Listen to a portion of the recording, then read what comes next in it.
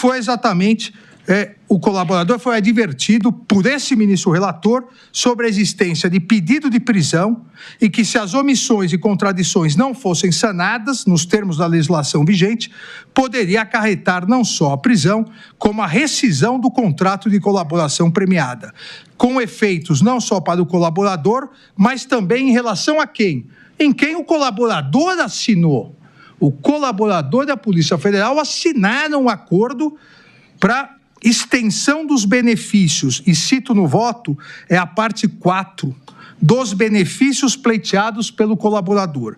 Perdão judicial ou pena privativa de liberdade não superior a 2 anos, restituição de bens e valores pertencentes ao colaborador apreendidos, extensão dos benefícios para pai, esposa e filha maior do colaborador no que for compatível. Olha, a hora que se adverte que pode ser rescindido o acordo de colaboração, o acordo seria rescindido geral, inclusive nos termos como estava escrito, tanto que foi feita a leitura da parte 4 do item 3, pai, esposa e filha maior do colaborador. O colaborador, na presença de seus advogados, reiterou a voluntariedade e a regularidade da colaboração premiada. Abre aspas. Agradeço a oportunidade que o senhor está nos dando de poder esclarecer, poder contar realmente como colaborador e continuar colaborando com o que eu posso. O colaborador igualmente sanou as omissões. Aqui é outro ponto importantíssimo. Foi dito que foi feita a coleta de provas. Não que não seja possível a coleta de provas pelo Poder Judiciário. E no voto dado no juízo de garantias, na nossa discussão do juízo de garantias, isso foi muito discutido, que o juiz não deve se substituir às partes, nem a acusação, nem a defesa, mas o juiz continua com o poder geral de cautela e continua com o poder de suprimir omissões nas investigações. Isso constou expressamente no voto do eminente relator daquela ação, o ministro Fux. Mas aqui, para que não fosse rescindida a delação, haveria a necessidade de sanar as omissões. E isso que foi sanado. A omissão foi sanada. Eu transcrevo aqui o que foi sanado. A omissão era exatamente uma delas.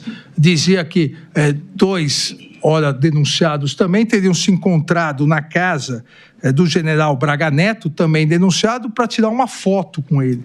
E depois sanou, segundo o colaborador, isso deve ser comprovado, mas sanou exatamente que a reunião foi para outros motivos, a chamada Operação Punhal Verde e Amarelo. Ainda sanou a dúvida em relação a pontos da investigação do general Braga Neto, juntamente com os coronéis Oliveira e Ferreira Lima. O colaborador disse: o general Braga Neto, juntamente com os coronéis Oliveira e Ferreira Lima, concordavam com a necessidade de ações que gerassem uma grande instabilidade e permitissem uma medida excepcional pelo presidente da República. Uma medida excepcional que impedisse a posse do então presidente eleito Luiz Inácio Lula da Silva. Palavras do colaborador.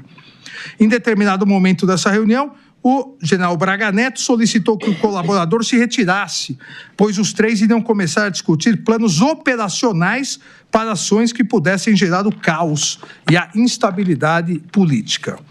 E o general Braga Neto entendeu que, pela proximidade com o então presidente da República, não seria bom que o colaborador permanecesse na reunião.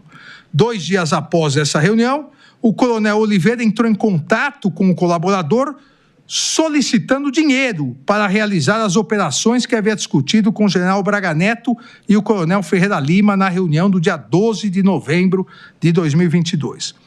O colaborador procurou o general Braga Neto, informando dessa solicitação, e recebeu como resposta do general Braga Neto a indicação de que procurasse o PL, Partido Liberal, para obter o dinheiro necessário para a operação.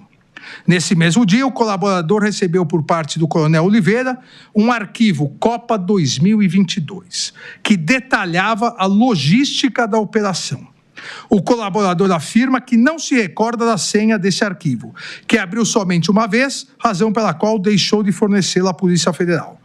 Porém, o colaborador se recorda que imprimiu o documento para entregar a um dirigente do PL, provavelmente tesoureiro ou ordenador de despesa.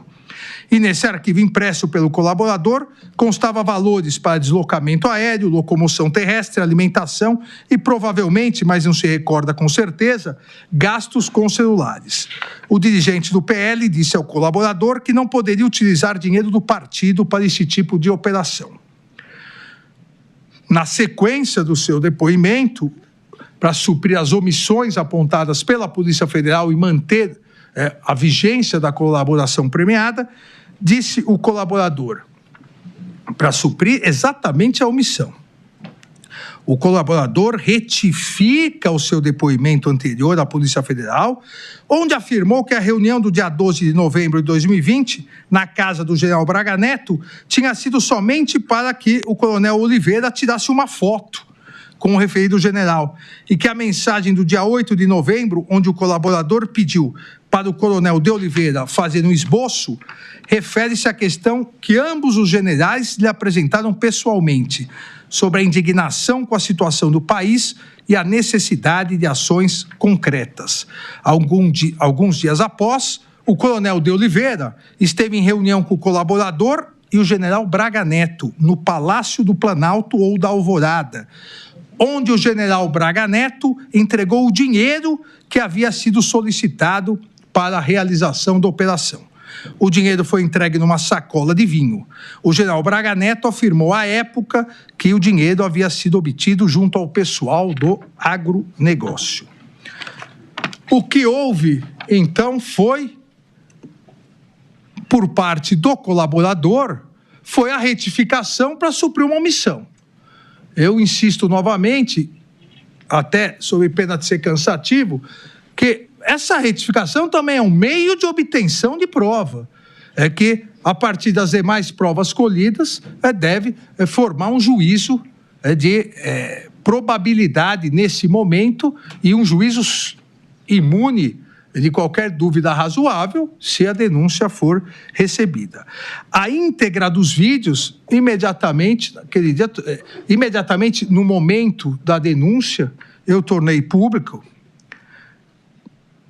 Na verdade, a íntegra dos vídeos eu tornei público no próprio dia para evitar, nós sabemos que as milícias digitais continuam atuando, inclusive durante esse julgamento, tentando pegar trechos para montar, porque a especialidade dessas milícias digitais é a especialidade na distribuição, na produção e distribuição de fake news para a tentativa de intimidar o Poder Judiciário. Não perceberam que se até agora não intimidaram o Poder Judiciário, não vão intimidar o Poder Judiciário, seja com polícia, seja com milícias digitais nacionais ou estrangeiras, porque o Brasil é um país soberano e independente.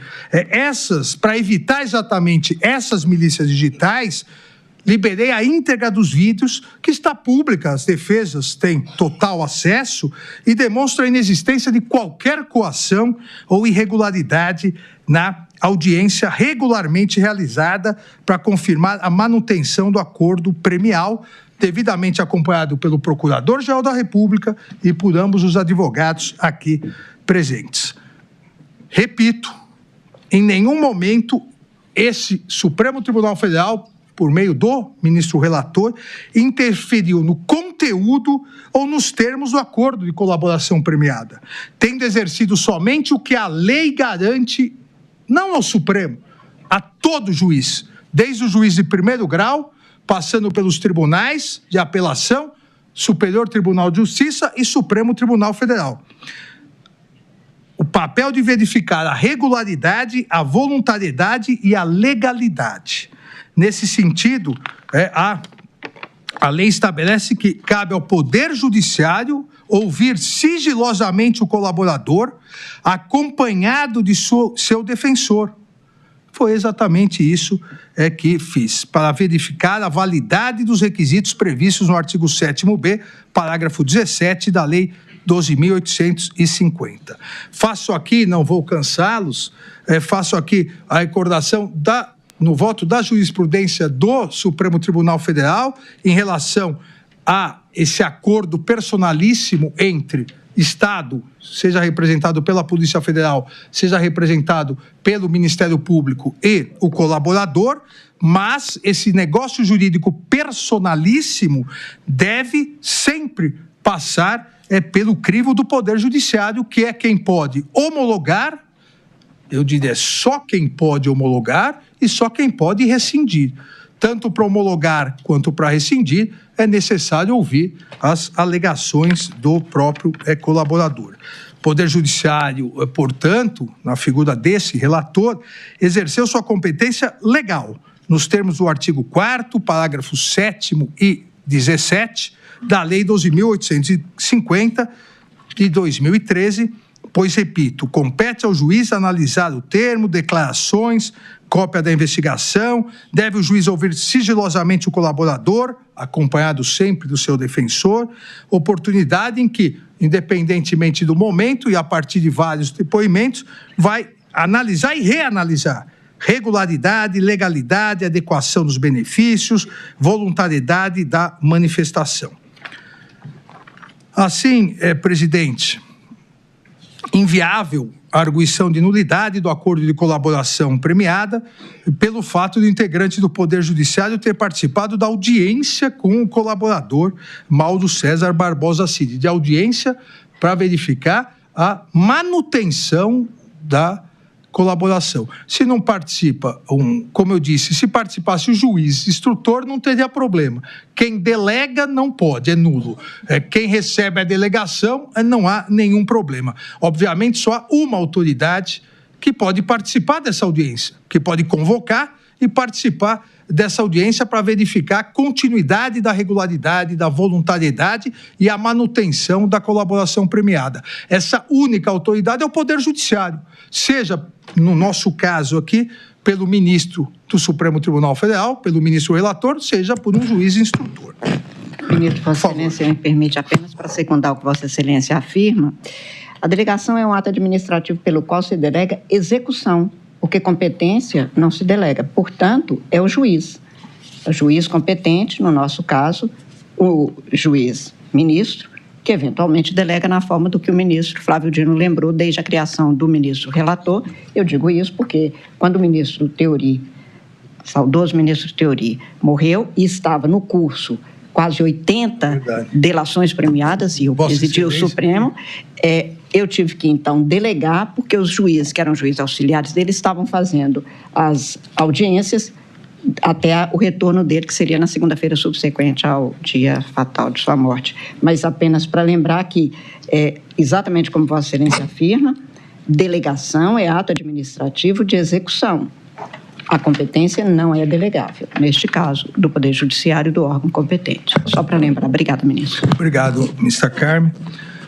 Para encerrar, presidente, ainda sobre a perspectiva processual, há aqui ausência de interesse de agir dos denunciados delatados em relação a tentar impugnar o conteúdo do acordo da colaboração premiada. E isso já ficou pacificado aqui, o que existe a possibilidade, obviamente,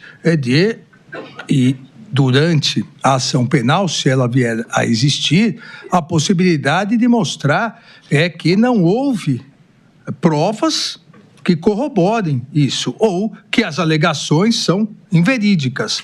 Agora, nesse momento, e foi o HC 127.843, citado aqui da tribuna, é o nosso precedente sobre colaboração, o primeiro precedente onde se discutiu longamente a questão da colaboração, de relatoria do ministro Dias Toffoli, onde ficou definido que nos procedimentos que figurarem como imputados, coautores ou partícipes delatados, poderão confrontar em juízo uma vez iniciada a ação penal. Não nesse momento, porque até mesmo, recordei anteriormente, a colaboração poderia só vir a ser pública, inclusive para as defesas, após o recebimento da denúncia. Mas não houve, e eu fui um pouco mais extensivo aqui, nesse item, para demonstrar dia a dia, audiência a audiência, não houve nenhuma irregularidade. O fato de prestar vários depoimentos será analisado, cada um dos ministros, se a denúncia for recebida, analisará se tem validade ou não como meio de obtenção de prova, mas não há nenhuma nulidade em virtude disso, em virtude da máxima observância dos requisitos legais, na homologação do acordo e na manutenção do acordo de colaboração premiada. Eu rejeito a preliminar suscitada por duas das defesas. Obrigado, eu volto, presidente. Obrigado, ministro Alexandre.